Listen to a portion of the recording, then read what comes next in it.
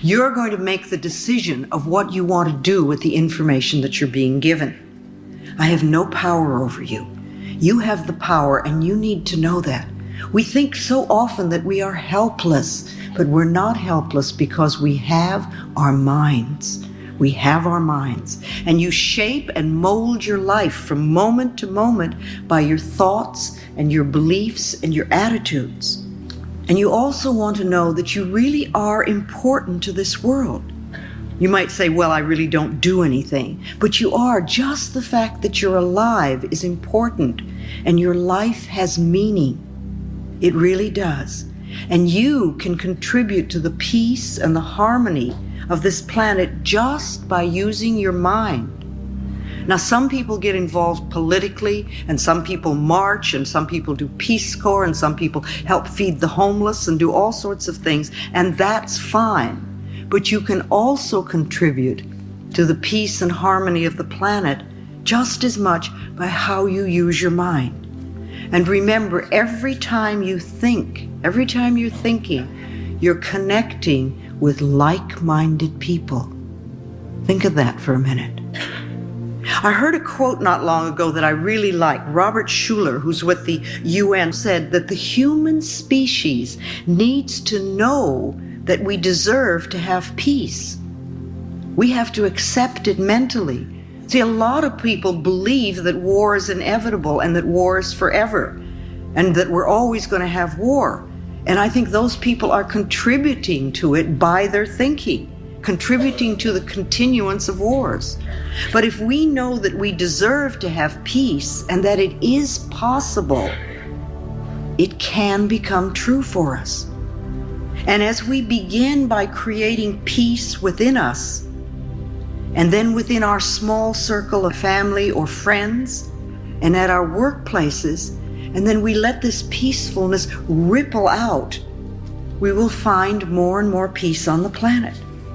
So remember that practicing inner peace will help us to connect with like-minded, peaceful people all over the world.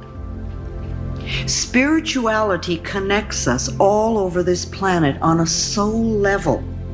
And the sense of cosmic spirituality that we're experiencing now is just wonderful. When I talk about spirituality, I don't always mean religion. You know, religions have a tendency to separate us.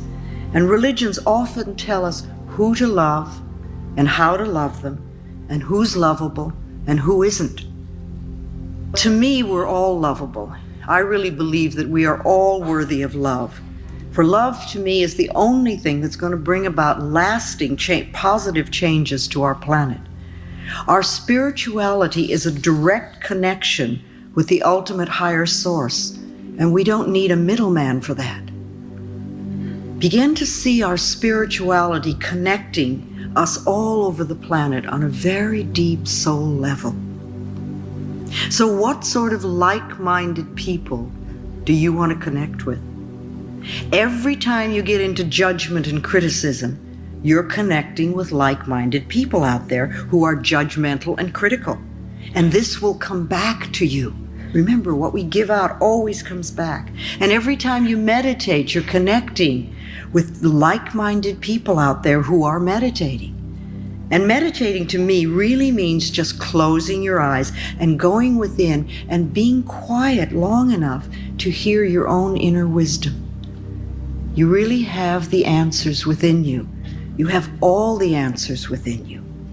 And you need to quiet down long enough to hear them.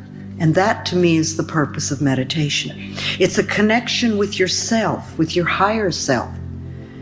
So every time you do that, you're also connecting with other people who are also doing that. And every time you do a visualization for healing your body or for healing the planet, you're also connecting with like-minded people who are doing the same thing.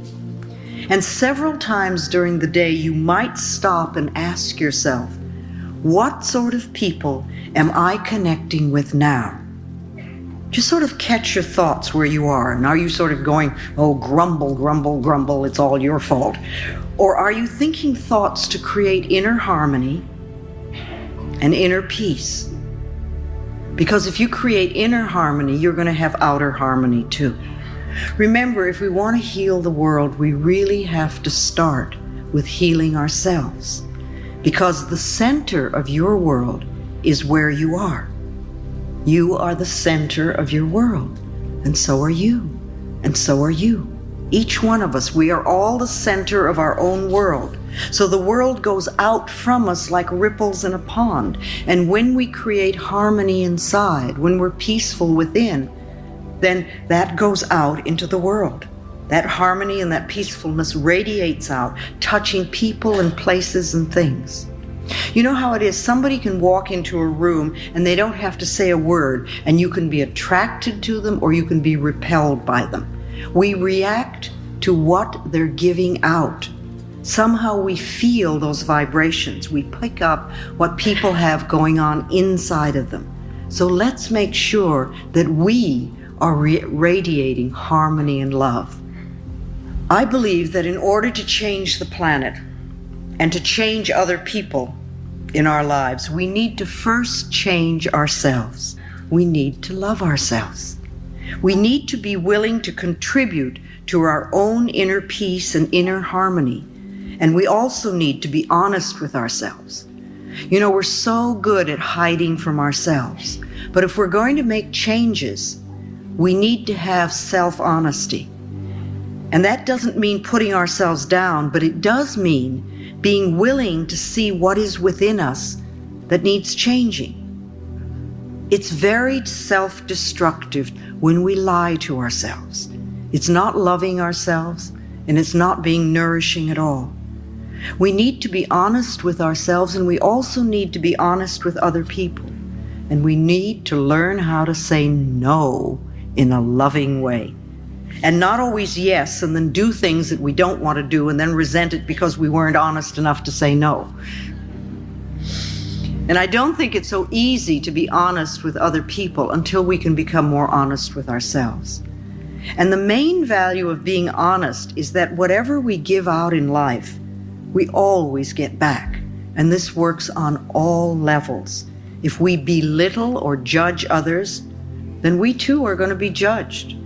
If we're always angry and blaming others, then we encounter anger wherever we go. If we steal someone's time, or if we take away someone's self-respect, or if we refuse to acknowledge someone else's good work, we can expect these dishonest actions to boomerang back to us as negative experiences. On the other hand, every time we treat ourselves with respect, every time we nourish and support ourselves and others, this also comes back to us as positive experiences. No matter how we may try to justify it, dishonest actions never work. They never work. And the more you get on the spiritual pathway, the quicker it comes back to you. When we take something that doesn't belong to us, whether it's a paper clip at the office to major shoplifting or robbery, we are in effect telling the universe that we don't feel worthy of earning our own, and that we're not good enough, that we believe that there isn't enough to go around, that we want to be stolen from. Or we may believe that we must be sneaky and grab to get our good. You know, if we believe that it's a dog-eat-dog world, then we're going to get eaten, because that's the way it works.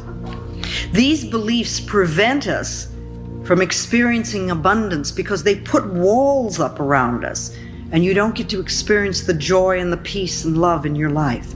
If we take from life, life will take from us. It's that simple. And these negative attitudes, they're not the truth of your being. You are a divine, magnificent expression of life, and you deserve the very best. You have to know and accept this. Our planet is abundantly plentiful, and our good always comes to us by the right use of consciousness. What we believe about ourselves and about our lives will become true for us. If we want to change our circumstances, we must change our belief systems. Ask yourself periodically, what do I really believe about this? And think about it. And what do I feel? And do I really want to do what they're asking me?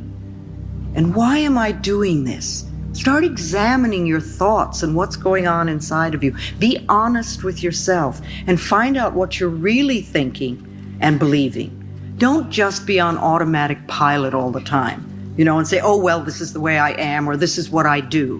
Why do you do it? And if it isn't a positive, nourishing experience in your life, see if you can figure out where it came from. Where did you first do it? Was that something you were taught as a child? Maybe it's time to let that one go. You don't need that anymore. If you have oh, this is just the way it is, well, then with that attitude, you can't change. It's not possible. And also, if you know everything, if you're a person who knows it all, who knows everything, you can't change because you can't let a new idea get in. We want to be willing to learn and to grow. And what we're always working for is more understanding and awareness and knowledge so that we can do and experience things differently. That's all. You don't want to berate yourself for what you used to do or where you are or what you don't know or you don't have. Just learn more. Study, go to classes, read books, listen to tapes, talk to other people. There's so much stuff that we can learn now. It's just wonderful. Learn about yourself. Learn about your beliefs. Learn about the way your particular mind works. And is it working in a way that really enhances your life? Explore a lot of new avenues so that you can begin to understand more. Allow new ideas in and expand your consciousness. We hear so much these days about addictions, and we think there are many, many kinds of addictions besides just the chemical ones. When we say addiction, we immediately think, oh, the chemical thing. But there's also pattern addictions, and every one of us has some sort of addiction, because they're really patterns that we adopt to keep ourselves from being in present time. We don't want to deal with what's in front of us, so we have some way of getting away. We don't allow ourselves to be where we are and to know what's really going on in our own lives. So we each have an addiction. I don't know what yours are. We all have something. Whatever it is that we do. For some people, it's a food addiction. For some people, it's a chemical addiction. And for other people, it could be an emotional addiction. Remember, you can even be addicted to finding fault in people. A lot of people like that one. You can be addicted to fear. If you're somebody who's addicted to finding fault in people, then no matter what's going on, you find somebody else to blame. It's their fault. They did it. Or maybe you're addicted to running up bills. There are so many people that are so addicted to debt. And they do everything they can to be over their heads in debt constantly. And it doesn't seem to have a lot to do with whether they have any money or not, the amount of money. And so being in debt, if you think of it, is an addiction. It's a pattern addiction that we do. You can be addicted to rejection, to having people reject you. And if that's one of your addictions, then everywhere you go, you're going to attract people who reject you.